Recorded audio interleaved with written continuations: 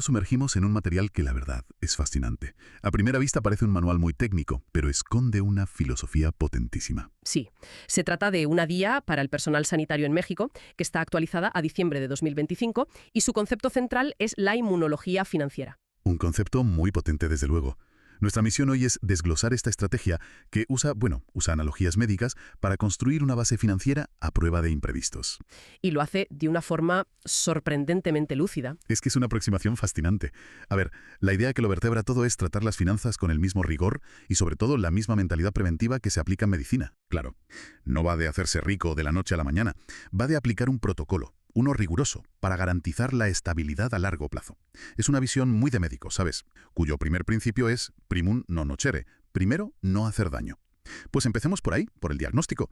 La primera gran idea que plantea el texto es la de ver la inversión como un trasplante de recursos. La analogía es brutal. Es brutal, sí. Igual que un mal hábito hoy puede desembocar en una patología grave en 20 años, pues una mala gestión financiera hoy deja totalmente desprotegido a nuestro yo del futuro. Claro. Invertir no es especular, nos dice. Es transferir poder adquisitivo del presente, cuando se tiene energía y capacidad de generar ingresos, al futuro. Es literalmente enviarle un tanque de oxígeno a esa versión futura de nosotros. Y para llevar a cabo ese trasplante de forma eficaz, el documento exige un cambio de paradigma total. Y lo ilustra con dos ecuaciones que son, la noche y el día. Ajá. Primero está la que llama la ecuación de la pobreza. Ingresos menos gastos es igual a ahorro. La que usa casi todo el mundo, me temo. Exacto. Y el problema clínico de esta fórmula, como dice el texto, es que el resultado casi siempre es cero. La frase es nunca sobra nada. Siempre aparece un gasto imprevisto, una reparación, un congreso, lo que sea. Es la historia de la vida de mucha gente, sí. Gastas y si a final de mes queda algo, pues lo guardas. Eso es. Por eso la cura que prescribe es la ecuación de la riqueza. Ingresos menos ahorro es igual a los gastos disponibles. Le da la vuelta por completo. Totalmente. El tratamiento es invertir el orden. En cuanto se recibe el ingreso, se extrae una biopsia, ese porcentaje destinado al ahorro y la inversión, y se aparta. Esto crea lo que el texto llama una escasez artificial, que te obliga a vivir con el resto. Te pagas a ti primero, a tu futuro. Suena muy bien en la teoría, eso de ingresos menos ahorro igual a gasto, pero también suena increíblemente difícil de aplicar en la práctica. La fuerza de la costumbre de gastar primero es brutal, ¿no? Sí, y es una clave más psicológica que matemática. La recomendación es la automatización, no dejarlo a la fuerza de voluntad, que es un recurso limitado. Claro. Se trata de programar transferencias automáticas el mismo día que se cobra la nómina.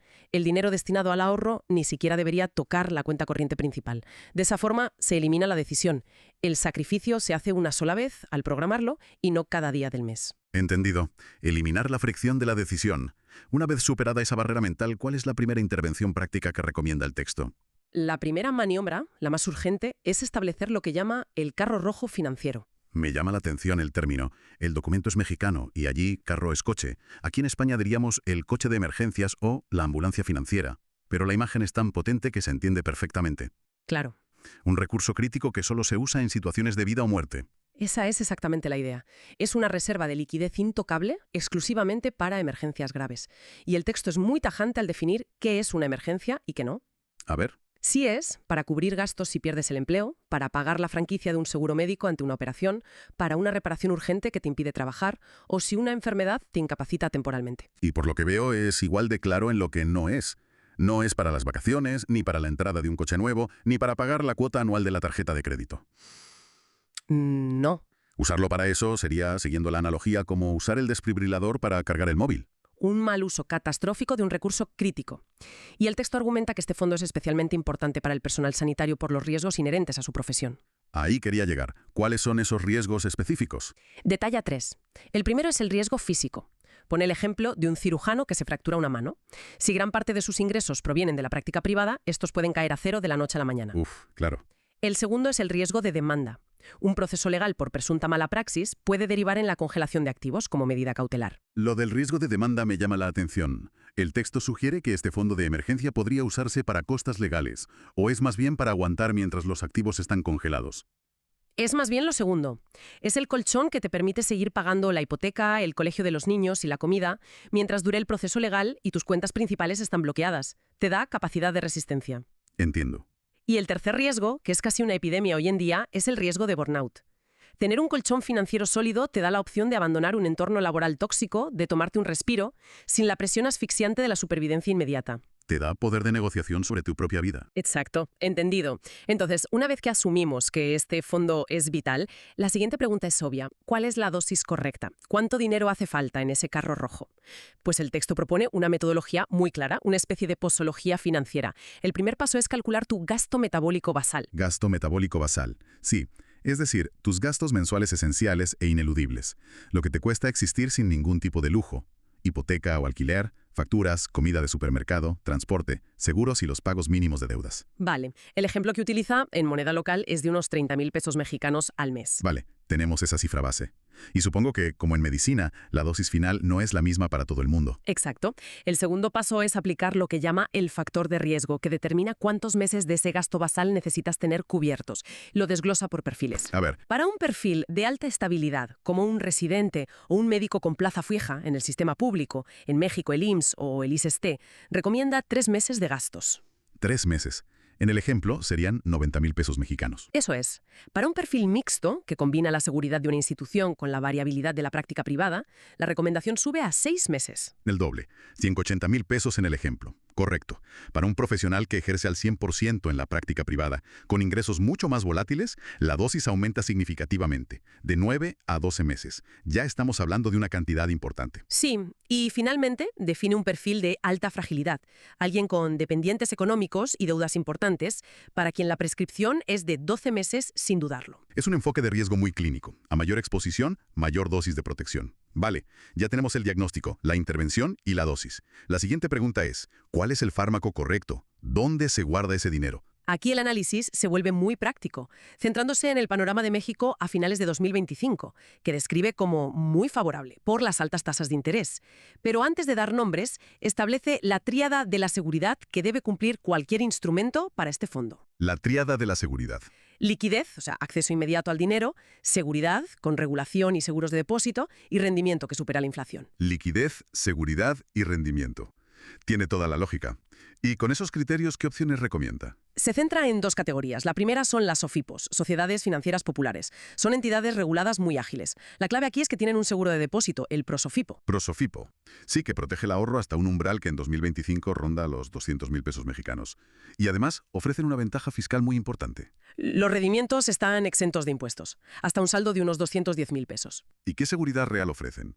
Porque no son bancos tradicionales, y eso a mucha gente le puede generar desconfianza. Nacional, bancaria y de valores de México, y sobre todo ese seguro ProSOFIPO.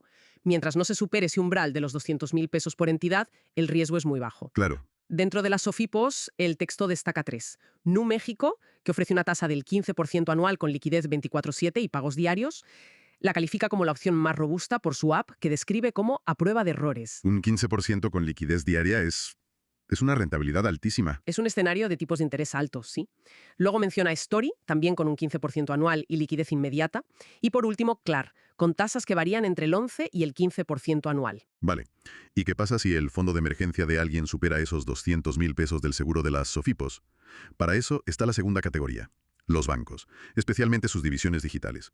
Históricamente, los bancos no daban nada por el dinero en cuenta corriente, pero la competencia de las fintech les ha obligado a reaccionar. Claro. Su gran ventaja es que su seguro de depósito, el IPAF, es mucho más alto. Protege hasta una cantidad que equivale a unos 3,2 millones de pesos mexicanos. La diferencia en seguridad es abismal. Totalmente. Aquí el texto menciona 2 opciones. La primera es Openbank, el banco 100% digital de Santander. Ofrece una tasa del 10% anual en su cuenta de débito, con total disponibilidad. Se posiciona como la opción ideal para las cantidades que excedan el seguro de las SOFIPOS. ¿Y la segunda? La segunda es Banca Mifel, también con un 10% anual, y la destaca para quienes valoran tener la opción de acudir a una sucursal física como respaldo. Todo esto es muy técnico. Quizás la mejor forma de verlo en acción es con el caso práctico que propone el texto. El de la doctora Sofía, anestesióloga. Sí, es un ejemplo perfecto para aterrizar la estrategia. La situación es la siguiente. La doctora Sofía tiene una práctica mixta. Sus gastos fijos son de 40.000 pesos mexicanos al mes. Vale. Según su perfil de riesgo, su meta para el fondo de emergencia es de 6 meses, lo que equivale a 240.000 pesos. ¿Y cuál es el diagnóstico de su situación inicial? Pues el diagnóstico es el de la mayoría. Tenía 100.000 pesos ya ahorrados, pero estaban en su cuenta de nómina de un banco tradicional, generando un 0% de rendimiento. Su dinero estaba enfermo, perdiendo poder adquisitivo cada día. Claro, tener el dinero en la cuenta corriente, donde la inflación se lo come lentamente. Es una hemorragia silenciosa. ¿Y cuál es el plan de tratamiento que se le prescribe? Un plan en 3 pasos. Primero, mover 25.000 pesos a Nu por su liquidez diaria y su app para imprevistos menores. Segundo, transferir 175.000 pesos a Story o Clar para maximizar la tasa del 15%. Y muy importante, quedarse justo por debajo del límite del seguro Prosofipo. Y con eso ya tendría 200.000 pesos colocados. Le faltarían 40.000 pesos para llegar a su objetivo de 240.000. Exacto. Y esos 40.000 pesos restantes, junto con sus futuros ahorros, irían a Open Bank. Esta maniobra es doblemente inteligente.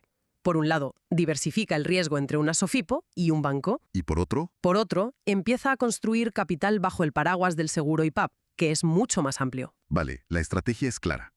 Pero, ¿cuál es el resultado tangible de este tratamiento al cabo de un año? ¿Qué significa todo esto en cifras? Aquí viene el punto clave de todo el argumento.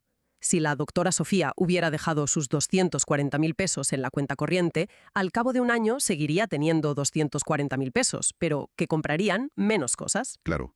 Con esta estructura, combinando las distintas tasas, generará aproximadamente 32.000 pesos mexicanos en intereses brutos en un solo año. Es increíble. 32.000 pesos sobre un capital de 240.000.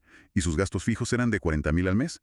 Ese rendimiento es casi un mes completo de sus gastos básicos. La conclusión que saca el documento es demoledora. Es casi un mes de supervivencia ganado de forma pasiva. Es como tener un mes gratis al año.